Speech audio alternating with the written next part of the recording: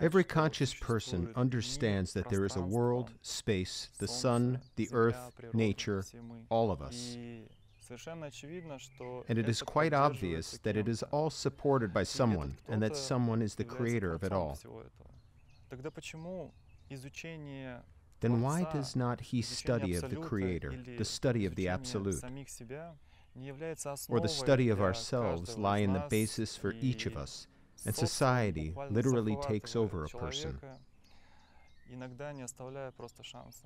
sometimes leaving him no chance with imposing its interests, its proposals.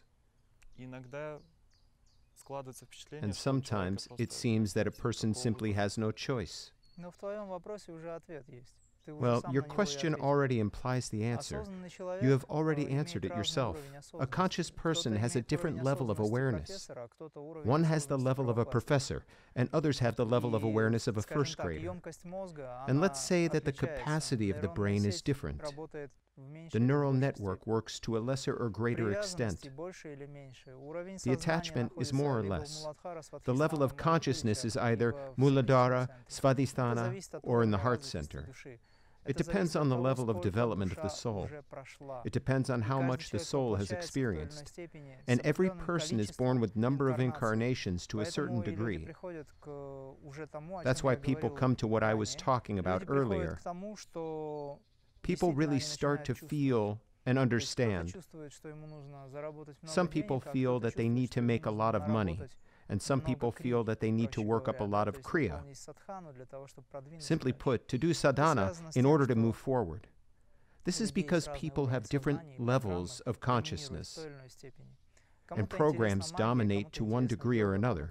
Some are interested in magic, some are interested in yoga, and some are interested in music. One says that I don't need it, I want to do business. That's different perception of the world. And all people who are engaged in this or that activity have the right to express themselves in different spheres of life. So today I say again, out of 1,000 people, only 100 are interested. And out of 100, maybe only 10 are practicing. And those 10 may be able to make sure that everyone else will also start practicing eventually, because the radiance that comes from people who practice is energizing. If we're talking about the fact that it's obvious to people that the Prime Creator formed the world, then I'll tell you no, it's not obvious to people. They may know or hear about it, but it's important to experience it. If one experiences the feeling of oneness for a second, they will want nothing else. And before diving into that feeling, a lot of people before stumble back, because attachments they already have pull them back. And they say, well, I'll get to it a little later. Now I have a car, a house, I'd rather go fishing, for example, to do something. But he does not experience the feeling that a practitioner in meditation experiences when he realizes oneness, that universal ecstasy. And then there is a very big difference between the two. Although both fishermen and yogi, figuratively speaking, have the same potential. It all depends on attachment and inclination. It has to do with the fact that we have an agile mind. This mind does not allow us to rest. It is a fluid prana that is constantly striving to the outside world, beyond our body, which means we are always looking, we are always searching for something outside, and the Creator we are looking for seems to be out there. And all religions say, God is there, you are here. This is a deceitful deception which in fact hinders the development of people. And today there we need to understand the only way to stop the flow of mind is to stop prana. And we can stop prana is by doing pranayama, by directing energy inside ourselves. Hence, take the inward journey. That's what I'm talking about all the time. Nowadays, a lot of different trainings related to self-development and personal growth are very popular. We hear the word personality more and more often, but almost nowhere does the word soul appear. Are there any self-development programs for the soul? What advice do you have for all of us? Where can we start right now? Start with creative work. Any aspect of creativity will do. If a person wants to paint, let him paint, but let him make himself perfect in this painting. If a person wants to do construction, let him build houses or do something that he is fond of. It is necessary to proceed from the interest to which a person is drawn. If you have an interest, it means you are a creative person. If a person has no interest, it means that he or she is in the state of altered consciousness, of the lower vibrations, and he got into this sphere, let's say, of his own mind, into this trap. And eventually, he will get out of it to some extent, or somehow he will come out of it, or somebody will help him, and he will start to approach his life more creatively.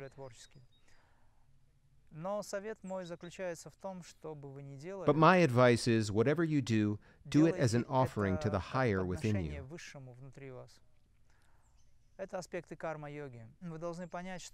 These are aspects of karma yoga. You have to understand that all this life, all manifestations of this life, are in essence prana. Prana is what fills the whole space. It is an expression of divinity. And when you do an action, let it be done in terms of creativity, in terms of that awareness or aspiration for that awareness, which you are dreaming of or do not yet know about. So do it as an offering, do it as the greatest gift, and do whatever you do and be genuinely present in what you do. Then it will begin to charge you. Because the actions that you do tend to take energy away if you are not present in them. When there is presence, when there is understanding, when you are aware of your action in the moment, when you do it, you must be present in it. Then there will be awareness, and it will begin to energize you. You will feel more power, more possibilities, respectively. The charge of your actions will remain within you, and your brain will begin to awaken. So it is a form of recharging your brain.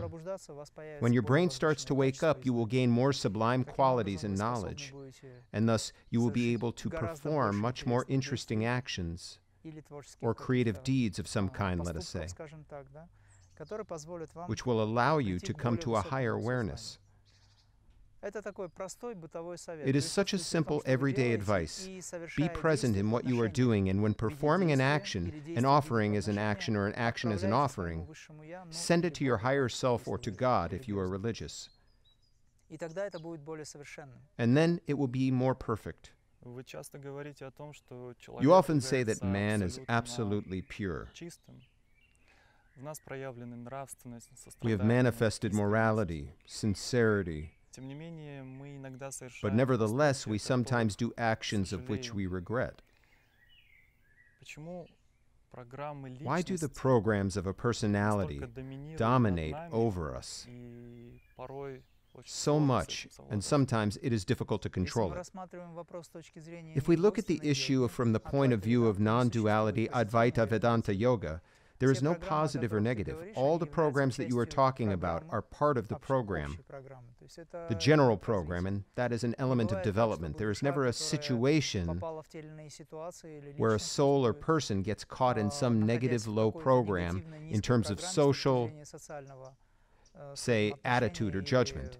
There is never a case where this program would not work toward development. All elements of a person's life are for the good in the long run. But that little good that you can create here by giving it to others is the best way of going through the path and life. This striving for the good is better anyway. And that's why it said, be the one who aspires. It was said that one should be the one who strives for good deeds, for compassion. It elevates a person. It elevates more quickly because positive karma comes back. When a person receives negative experience, it means that he has launched a negative experience and he needs to work with it and spend time to improve it. Here I can tell the following, that all elements, all fragments of human life All events which occur in his life are linked to his development. When a person understands that everything is for the good, absolutely everything, even death of close people, his own death, everything is for the good, then he will understand that there is a leitmotif to follow or to stay very close to, consciously close to, or to hold on to. It's providence, so to speak. But it is possible only when you at least want to understand something about this subject, meaning you are in search of it. If a man is ignorant, then events will happen to him that will basically awaken him, that in one way or another make him wake up. If you understand that everything is for the good, then you strive for it. Let's say, hold on to this thread, and this thread takes you to a higher level. And perhaps the most important question that concerns each of us is, how do we understand and feel that we are on the right path, that we have chosen the path that develops and elevates us and ultimately leads to what the soul itself seeks? A sense of joy. You should experience a sense of joy. It's a very subtle and tingling feeling inside you. It's called intuition. When you feel this joy, when the soul rejoices, it shows that you are on the way. Many will say, I don't know how to feel. Maybe it's the mind. Many think they confuse the feeling of intuition joy with the mind. But this is good too in either case. When a person is joyful, it is already good. And if this interest that he has for action, for stepping in the direction of this interest, leads to good results, then you can conclude that you are going in the right direction. And all of this will be backed up by an inner feeling or sensation. There's a very subtle feeling that leads people, that actually forces them, in a good way, to take the path. If we're talking about the feeling being accompanied by joy, that's the right feeling. There are so many events in the outside world that show you that you are going the right way. In magic, it is called synchronization. You thought it, it happened. That's synchronization. You wanted something. A person answered your request. That is synchronization. When you say, I don't know what to do, but there are feelings in the body, that's synchronization. Eventuality disposes in a way. In other words, providence works in such a way that you have a feeling, that you clearly understand that you're on the right path. Many people say, whenever I look at my watch or my phone, the time is 11:11, 10:10, 14:14, etc. This is another example of synchronization because numbers, numerical codes, are also correlations that represent a certain level of consciousness or knowledge that is transmitted. We are in vibrations all the time. So when you are in the state, I am an observer, you do not get lost somewhere forgetting yourself. And you are in this observation listening to the world. Then the world will definitely show you where to go, whether you are going correctly or not.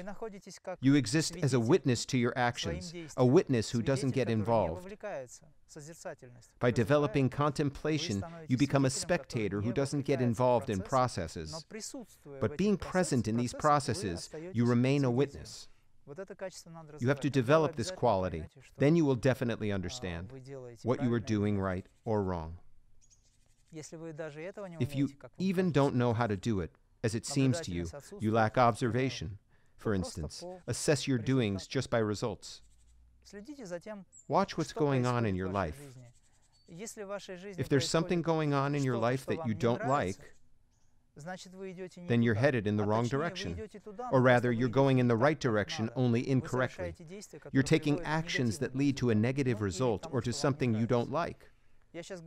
I'm talking about adequate people, not insane people.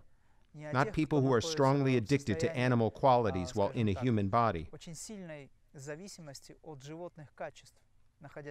We are talking about people who are in a creative state of mind. And people who are in a state of inadequacy, which means they only like to eat, sleep, etc. We won't list them all.